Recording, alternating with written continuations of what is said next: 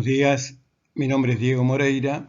Me voy a ocupar del paradigma indiciario, la aducción y el psicoanálisis.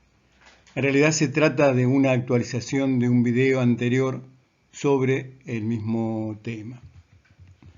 Aquello que metodológicamente se constituye en válido y confiable para el saber biológico y o médico no opera en el territorio del psicoanálisis. No se trata del mismo objeto de estudio. La lógica que rige el pensamiento neurocientífico, biológico y médico obtura el acceso al análisis de las operaciones del inconsciente freudiano. Parto de una dicotomía entre la búsqueda y el encuentro. En lo que a mí respecta, nunca me he considerado un investigador. Como dijo una vez Picasso, para gran escándalo de quienes lo rodeaban, no busco encuentro. Esto lo afirma Lacan, 1964, clase 1, en los 4 conceptos fundamentales del psicoanálisis. Es decir, que en lo que hace a la investigación hablamos de búsqueda, pero en lo que respecta al psicoanálisis vamos a hablar de encuentro. Seminario 19, o peor, Lacan 1971-72 afirma: es un hecho que, al menos para mí, es cuando escribo que encuentro algo. Eso no quiere decir que si no escribiera no encontraría nada, pero finalmente tal vez no me percataría de ello. Es decir, que uno probablemente encuentre algo, pero solo a partir de la escritura nos damos cuenta. Para Charles Sanders Peirce, la trama y la urdimbre de todo pensamiento y de toda investigación son los símbolos, y la vida del pensamiento y de la ciencia es la vida inherente a los símbolos. De modo que es erróneo decir, agrega Peirce, simplemente que un lenguaje adecuado es importante para un pensamiento correcto, pues es la misma esencia de este. Es decir, que el fundamento del pensamiento lo encontramos en el lenguaje. En Leonardo da Vinci, Tratado de la Pintura, se lee: la práctica debe ser siempre edificada sobre la buena teoría. Estudia primero la ciencia y sigue después la práctica, nacida de la ciencia. El que se enamora de la práctica sin ciencia es como el marino que sube al navío sin timón ni brújula, sin saber con certeza hacia dónde va. El paradigma indiciario surge en el siglo XIX, según el historiador Carlos Ginzburg. Es un nuevo modelo epistemológico, analiza los rasgos, pistas y formaciones cualitativas irrepetibles y singulares. 3 disciplinas recurren a él, es decir, que lo utilizan. A, la crítica de arte de Giovanni Morelli. B, la metodología del psicoanálisis, trabajado por Freud en el Moisés de Miguel Ángel. C, el método de la novela policial de Edgar Allan Poe y de Arthur Conan Doyle. El paradigma indiciario se enlaza al razonamiento abductivo, el paradigma galileano se liga al razonamiento deductivo, a las ciencias formales, lógica y matemática, y al inductivo, que implica la probabilidad, las ciencias factuales, experimentales o empíricas, como la física, la química, las neurociencias y la biología, entre otras. Ahora bien, tanto la curiosidad como la indagación de Ginzburg tienen que detenerse en la pregunta sobre el origen de este modelo o paradigma.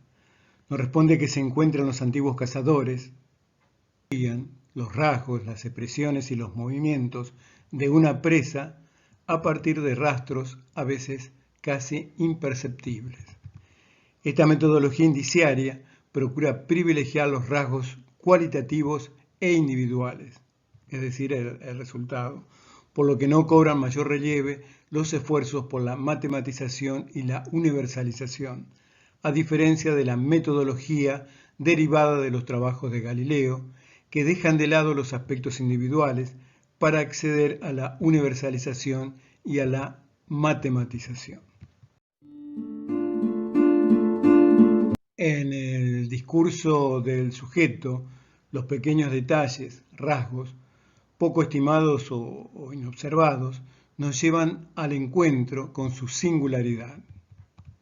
La captación de estos indicios es posible mediante la dialéctica en la experiencia psicoanalítica entre la atención libremente flotante y la libre asociación. Reitero, entre la atención libremente flotante y la libre asociación. Sueños, fallidos, olvidos, síntomas son indicios y vías regias hacia el inconsciente. Entonces, vamos a tener que el resto de las disciplinas van a trabajar básicamente con la deducción y la inducción, mientras que el psicoanálisis se va a basar en la abducción, trabajada tanto, decía, por Freud como por Lacan. En la deducción, esto proviene de Aristóteles, ustedes recordarán que se parte de ciertos razonamientos o frases, donde la regla, la norma, afirma que todos los hombres son mortales, el caso va a decir que Sócrates es un hombre y la conclusión que Sócrates es mortal. Yo aquí he colocado Enoch, pero bueno, Lacan va a trabajar a Sócrates. En la inducción tenemos que se parte del caso, Sócrates es un hombre, la conclusión Sócrates es mortal y la regla va a afirmar que todos los hombres son mortales. En el caso de la aducción tenemos que partimos de la conclusión o los resultados, lo llamaría Peirce, o el síntoma, lo llamaría Freud.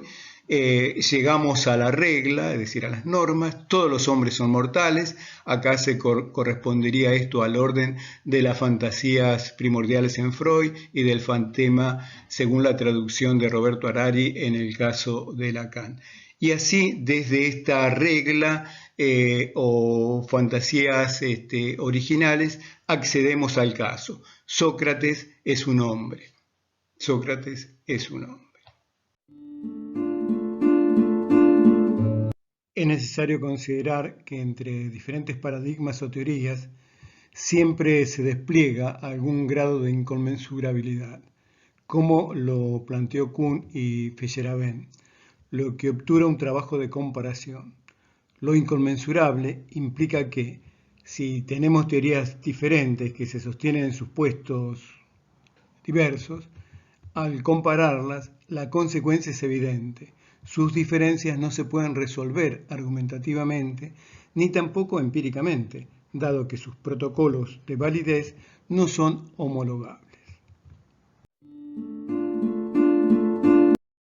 Bueno, finalmente entonces, y ya para concluir, tenemos que el paradigma indiciario implica considerar los pequeños detalles, los pequeños indicios, los síntomas, los fallidos, las equivocaciones, los lapsus, es decir, las formaciones del inconsciente, para luego acceder a la regla, es decir, a las fantasías originarias en Freud o al fantema de Lacan, y finalmente accedemos al caso. Bueno, esto es todo. Gracias.